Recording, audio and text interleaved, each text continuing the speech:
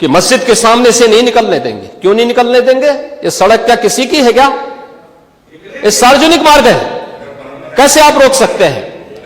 परंपरागत बहराइच में भी परंपरागत जुलूस था, परंपरागत जुलूस था, वही मैं कह रहा हूं, परंपरागत जुलूस था। और उसी परंपरागत जुलूस को आगे बढ़ाने के लिए सारे कार्यक्रम संपन्न हुए थे, आगे भी संपन्न होंगे। लेकिन ये चीजें तय करना, ये कहना कि उत्तेजक नारे लगाए जा रहे थे, जय श्री राम का नारा उत्तेजक नहीं है, ये हमारी श्रद्धा का नारा है, हमारी आस्था का प्रतीक है। कल मैं आपसे कहूंगा कि अल्लाह वो अकबर का जो स्लोगन है ये हमें अच्छा नहीं लगता, नहीं, आपको हम रोकें तो क्या आपको अच्छा लगेगा?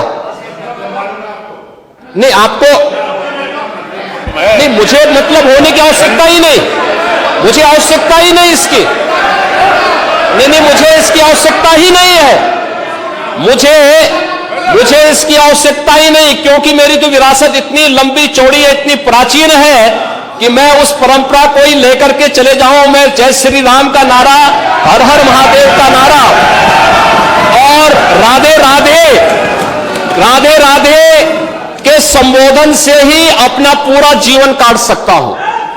मुझे किसी और स्लोगन की आवश्यकता ही नहीं है, मुझे कोई अन्य नारे की आवश्यकता ही नहीं है, कोई संबोधन की आवश्यकता नहीं। लेकिन मैं आपसे कहना चाहता हूं, कल कोई आपसे कहेगा, कोई हिंदू भी ये कहेगा कि साहब हमें भी परेशानी है, आप लोग मत बोलिए, क्या आपको अच्छा लगेगा? है और कोई भजन गाया जा रहा, आप लोग सच पे पर्दा डालने का प्रयास कर रहे हैं। लेकिन एक चीज जरा नोट करना कि सूर्य को, चांद को और सत्य को बहुत देर तक छुपा कोई नहीं सकता है, और सत्य जरूर सामने आएगा। और उसी सत्य के बारे में कहा जा रहा है, नेता प्रतिपक्ष कह रहे थे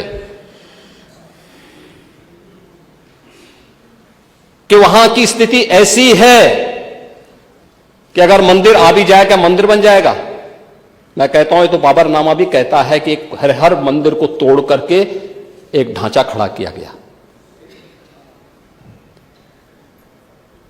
आप तो एक श्रेष्ठ ब्राह्मण कुल में आपने जन्म लिया है, आप तो भारत के पुराणों की परंपरा पर विश्वास करते हैं। हमारा पुराण भी इस बात को कहता है कि भगवान विष्णु, श्री हरि विष्णु का 10वां अवतार संबल में ही होगा, उसी संबल में होगा।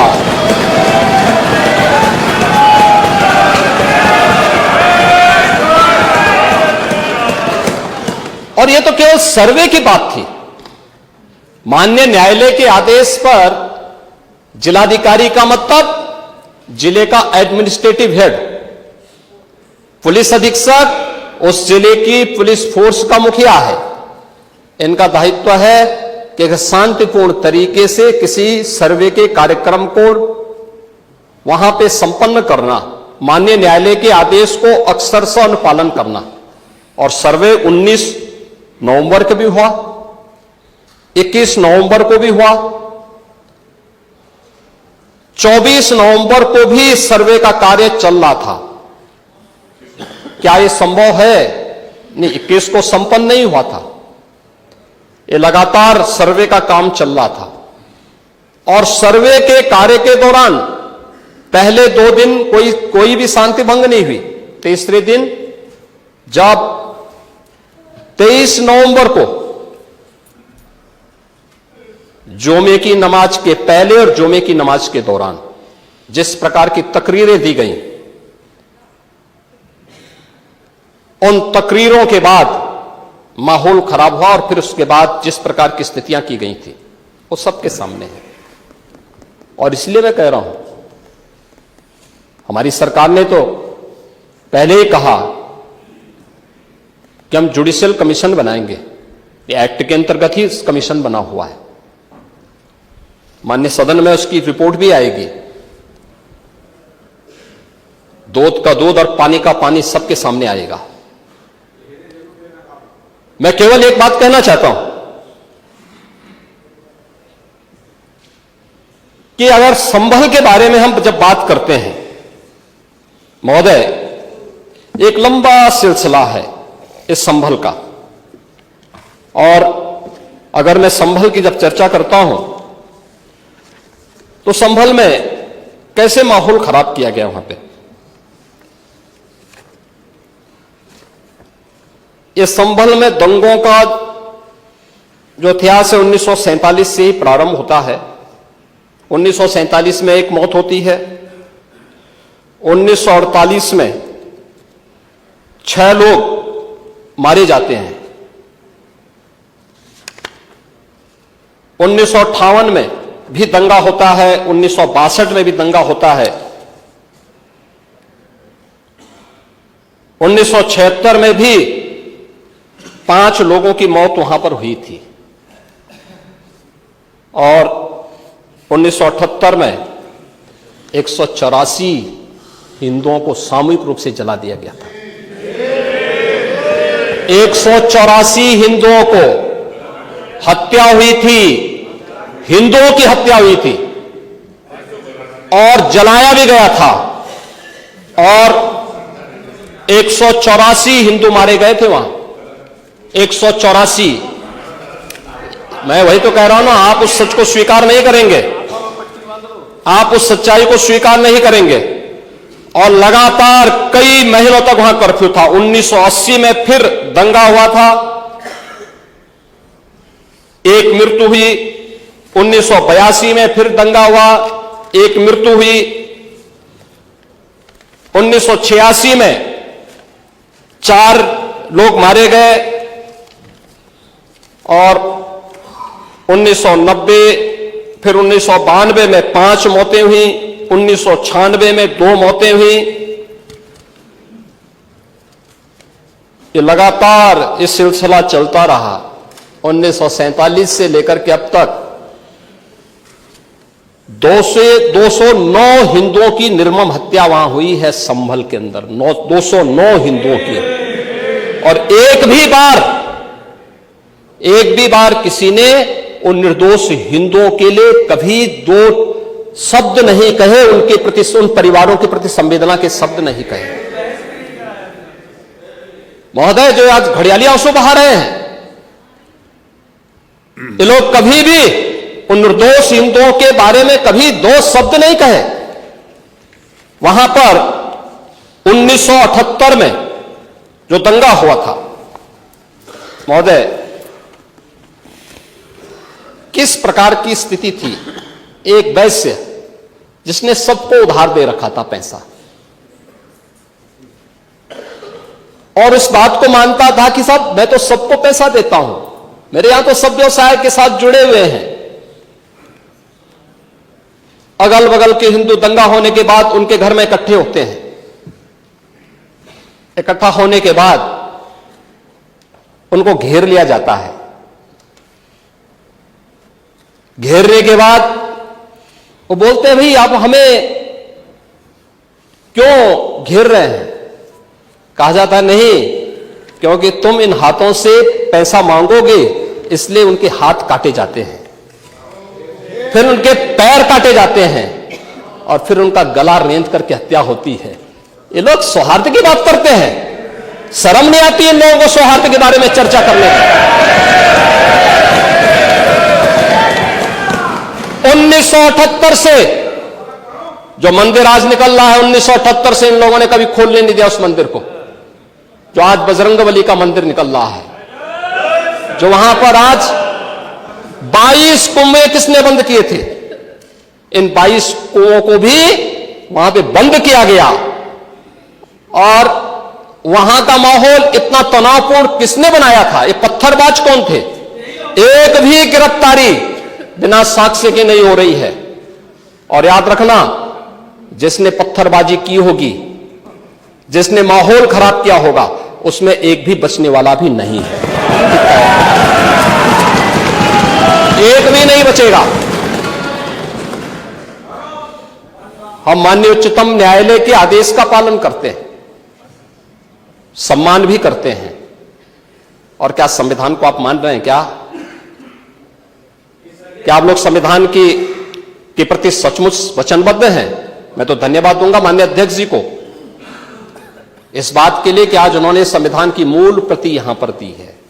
बाबा साहब भीमराव अंबेडकर जी ने 26 नवंबर 2049 को जिस संविधान को बनाकर के देश को सौंपा था, उस मूल संविधान की प्रस्तावना को एक बार पढ़िए। मौलिक कर्तव्यों के बारे में, मौलिक अधिकारों के अध्याय के चित्र को देखिए। अलग अलग उन आर्टिकल के उस पृष्ठों का अवलोकन करिए, आपको उसमें राम भी नजर आएंगे, कृष्ण भी नजर आएंगे। लंका दहन के उपरांत बजरंगबली भी नजर आएंगे। ज्ञान का उपदेश देने वाले बुद्ध भी नजर आएंगे। भारत की समृद्ध परंपरा का दर्शन आपको उस संविधान में मिलेगा जो बाबा साहब भीमराव अंबेडकर ने दिया था। लेकिन उस मूल संविधान में कहीं भी धर्मनिरपेक्ष या पंथ निरपेक्ष या फिर समाजवाद शब्द नहीं है, और यह आप सबकी आंखों को खोलने वाला होना चाहिए।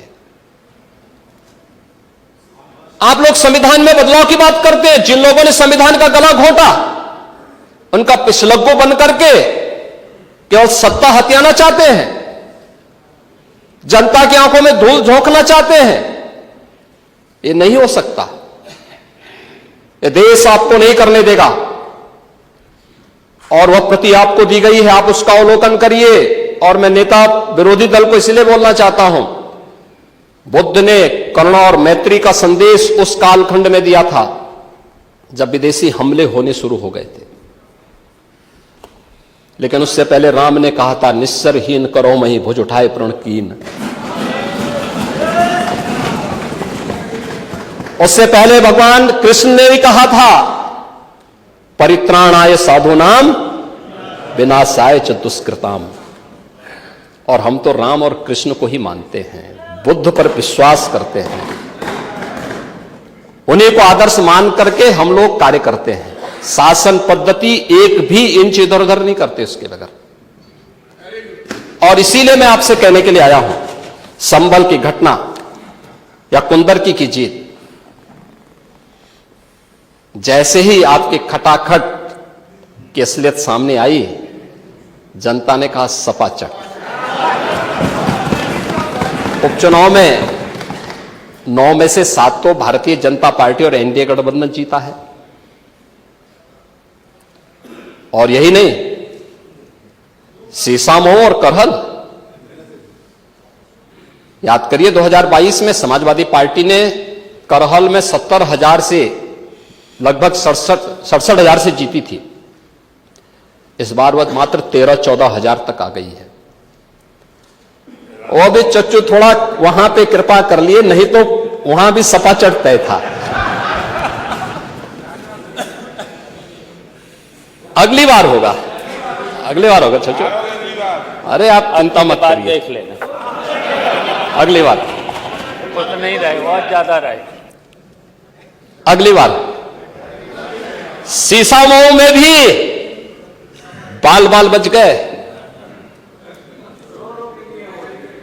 और इसलिए इस बौखलाहट में कि कुंदरकी में लोगों को अपनी जड़ें याद आने लग गई हैं। अब आपने देखा होगा उन लोगों के वक्तव्य को, डिजिटल मीडिया में थोड़ा अवलोकन करिए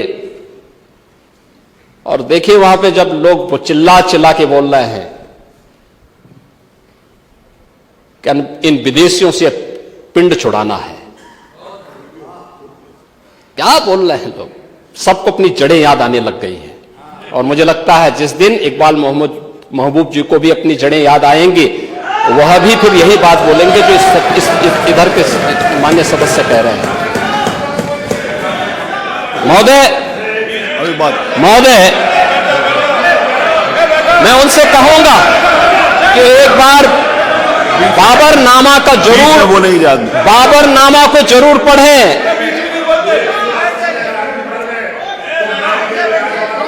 चलिए तो चलिए वो जो बात कही बाबरनामा को जरूर एक बार पढ़ें आप। मुख्यमंत्री जी बोल रहे हैं, प्लीज बैठे। चलो आप दे देना जब अवसर हो। बाबरनामा को एक बार पढ़ें आप बैठो। महोदय, संभल की घटना के साथ ही मैं प्रदेश के अंदर अलग अलग समय में जो दंगे अलग अलग समय में हुए हैं। 1972 में आगरा में दंगा हुआ, 19 लोग मरे थे। आजमगढ़ में 1972 में दंगा हुआ, 3 लोग मरे थे। बहराइच में 1973 में दंगा हुआ, 1 व्यक्ति की मौत हुई थी। गोंडा में 1973 में दंगा हुआ, 1 व्यक्ति की मौत हुई। प्रयागराज में 1973 में एक दंगा हुआ, 2 लोगों की मौत हुई। मेरठ में 1973 में दंगा हुआ, 8 लोगों की मौत हुई। आगरा में फिर 1974 में दंगा हुआ, 1 व्यक्ति की मौत हुई। पीलीभीत में 1974 में दंगा हुआ, 3 लोगों की मौत हुई। कानपुर में 1975 में दंगा हुआ, 2 लोगों की मौत हुई। मुरादाबाद में 1976 में दंगा हुआ, 3 लोगों की मौत हुई। बहराइच में 1976 में फिर दंगा हुआ, 3 लोगों की मौत हुई। बुलंदशहर में 1977 में दंगा हुआ, 2 लोगों की मौत हुई। वाराणसी में 1977 में दंगा हुआ, 8 लोगों की मौत हुई। मुरादाबाद में 1978 में दंगा हुआ, 19 लोगों की मौत हुई। अलीगढ़ में 78 में दंगा हुआ, 21 लोगों की मौत हुई। ये लगातार मैं क्या कर रहा हूं, उसमें आप भी थे, जिसके कारण लोकतंत्र सेनानी आप कहलाते हैं, लोकतंत्र सेनानी कहलाते हैं मल्होत्रा जी। उसी के नाम पर आप लोग मैं क्या कर रहा हूं, ये दंगे हुए हैं, मैं उन दंगों के बारे में बोल रहा हूं जिन दंगों के कारण लगातार माहौल खराब हुआ है प्रदेश का। और आज प्रदेश के अंदर सुरक्षा का जो एक माहौल है, कानून व्यवस्था की जो एक स्थिति पैदा हुई है, लोगों को सुरक्षा पे विश्वास है, कानून व्यवस्था पर विश्वास है, उसी का परिणाम है कि 40 लाख करोड़ रुपए का निवेश का प्रस्ताव उत्तर प्रदेश को प्राप्त होता है। इतना निवेश, इंफ्रास्ट्रक्चर का एक कार्य, रोड की, रेलवे की, एयर कनेक्टिविटी की, ये उसी का परिणाम है जो सरकार कर रही है और लगातार उसको कर रही है। महोदय, मैं केवल ये कहना चाहूंगा कि आखिर मैं नेता विरोधी दल से ये पूछना चाहता हूं कि अगर हमारा कोई पर्व और त्योहार है या किसी का भी है, मुहर्रम का जुलूस हो या फिर कोई भी अन्य मुस्लिम समाज का कोई पर्व और त्योहार का कोई जुलूस, वो हिंदू मोहल्ले से सुरक्षित निकल जाता है, कोई दिक्कत नहीं होती, मंदिर के सामने से भी निकल जाता है, कोई समस्या नहीं होती। लेकिन इस समस्या केवल वहीं पे क्यों खड़ी होती है जब कोई हिंदू शोभा यात्रा किसी मस्जिद के सामने से, किसी मुस्लिम बाहुल्य क्षेत्र से निकलती है, तब क्यों तनाव पैदा हो जाता है? तभी क्यों झंडा लगाने में क्या समस्या आ रही है? क्या भारत की धरती पे केसरिया झंडा नहीं लग सकता? क्यों नहीं लग सकता? क्यों नहीं लग सकता? मैं यही पूछना चाहता हूं, आखिर ये दंगे क्यों किए जाते हैं? और बहराइच का मामला, महाराजगंज उस कस्बे का, जहां के बारे में आप कह रहे हैं कि लगातार मुस्लिम बस्ती थी, मोना जी ने भी इस बात को कहा कि बस्ती थी, प्रशासन नहीं था, 4 कंपनियां पुलिस थी वहां पे, और दंगा सड़क पे नहीं हो रहा था, गोली घर के अंदर से चल रही थी। जिस निर्दोष राम गोपाल मिश्रा की हत्या हुई, और घर के अंदर से गोली चला करके उसकी निर्मम हत्या की गई। हमें इस सच्चाई को स्वीकार करना चाहिए। ये दंगा सड़क पे आमने सामने नहीं था। अगर पुलिस घर के अंदर घुसती तो लोग फिर कुछ और आरोप लगाते। पुलिस ने बचाव करने का अपना प्रयास किया, 4 कंपनियां वहां पे थी, और आप कह रहे हैं कि माननीय मोना जी ने भी कहा कि भारतीय जनता पार्टी के विधायक ने आरोप लगाया, भारतीय जनता पार्टी के विधायक ने इस हल्दी की घटना को लेकर के नहीं, इस महाराजगंज कस्बे की घटना को लेकर के नहीं, ये उस समय बहराइच कस्बे में थे और बहराइच कस्बे में इनकी गाड़ी पर हमला हुआ, जो वहां से 30-35 किलोमीटर दूर है, वहां पे एक पथराव हुआ था। मैंने भी इनको कहा था, मैंने कहा देखो तुम्हारे उस क्षेत्र में दंगा हुआ है, तुम वहां तत्काल जाओ, लोगों को कंट्रोल करो। लेकिन उसको कैसे तोड़ मरोड़ करके प्रस्तुत किया जा रहा है। इन्होंने जो तहरीर दी वो दूसरे मामले में दी है, उसका इस घटना से कोई लेना देना नहीं, लेकिन उसको किस तरीके से जोड़ करके देखा जा रहा है। एक जिले में दूरी होती है, इसमें बहराइच से आपको भी वहां जाने में समय लगा होगा और उस दूरी को आपने देखा होगा, तो ये उतनी ही दूरी है, उस घटना को उससे नहीं जोड़ के देखा जा सकता। लेकिन मैं पूछना चाहता हूं कि हिंदू मोहल्ले से और हिंदू मंदिर के सामने से मुस्लिम जुलूस निकल सकता है, तो मुस्लिम मोहल्ले और मस्जिद के सामने से कोई हिंदू शोभा यात्रा क्यों नहीं निकल सकती, क्यों नहीं निकल सकती? और यहीं पे विवाद शुरू होता है। यानी आप चाहते हैं कि आपके पर्व और त्योहार तो शांतिपूर्ण तरीके से मनाए जाएं। कौन नहीं कहता भी? आपके संबल में थे शिया सुन्नी का भी विवाद हुआ था 1976 में, पूरा विवाद तो शिया सुन्नी का था। उस समय जामा मस्जिद के कब्जे को लेकर के इसी बात का विवाद था। आप इस सच को धूल मत डालिए उस सच पे। और लखनऊ का शिया सुन्नी विवाद ये भारतीय जनता पार्टी की सरकार के समय ही समाप्त हुआ है। आप लोग तो लड़ाते थे, यहां पे शिया और सुन्नी को भी लड़ाते थे, क्योंकि आपकी तो शुरू से ही राजनीति थी बांटने की और फिर कटवाने की, और इसलिए हमने कहा कि न बटेंगे और न कटेंगे, हम न बटेंगे और न कटेंगे। मुझे आश्चर्य होता है, अपने को शिक्षक कहते हैं श्री संग्राम सिंह यादव, हाँ, सच को स्वीकार करने की सामर्थ्य नहीं, इसलिए चले गए।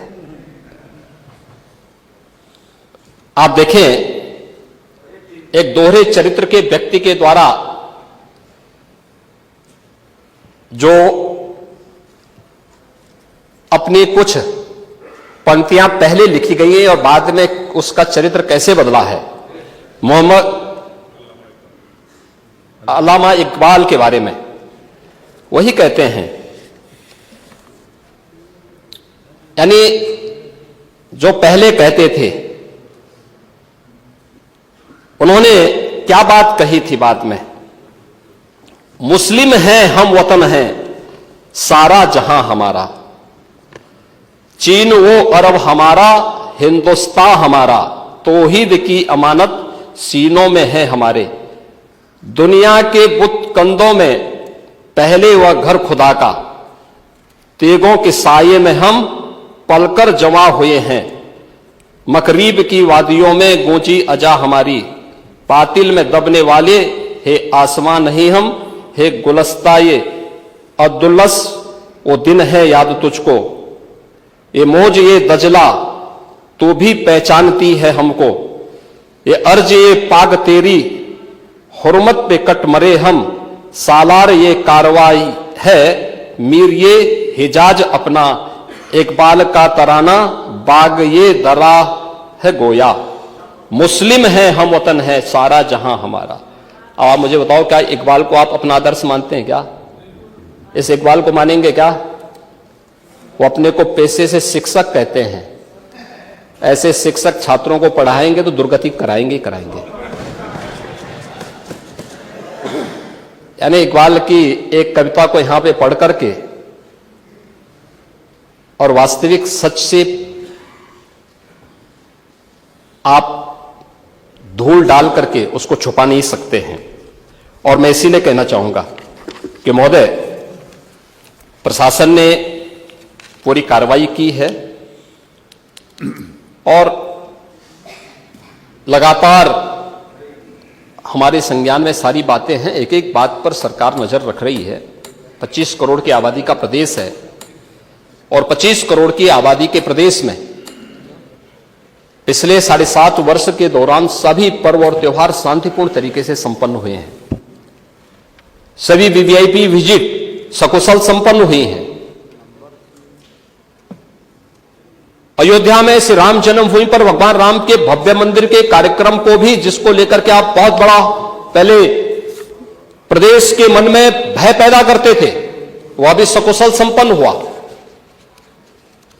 आज प्रदेश में जब सर्वत्र सुरक्षा का एक बेहतरीन माहौल है और 2025 में जब उत्तर प्रदेश को एक गौरव प्राप्त होने जा रहा है कि दुनिया का सबसे बड़ा आध्यात्मिक और धार्मिक सामाजिक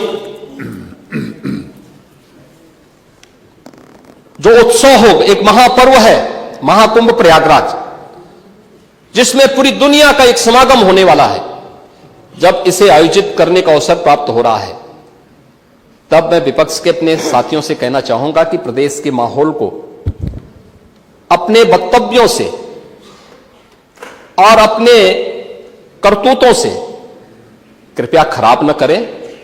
प्रदेश आगे बढ़ना चाहता है, विकास के अपने लक्ष्यों को प्राप्त करना चाहता है, लेकिन मैं इस बात के लिए आश्वस्त करूंगा कि 25 करोड़ जनता को सुरक्षा देना, उनकी हर प्रकार से हिफाजत करना, यह प्रदेश सरकार की जिम्मेदारी है।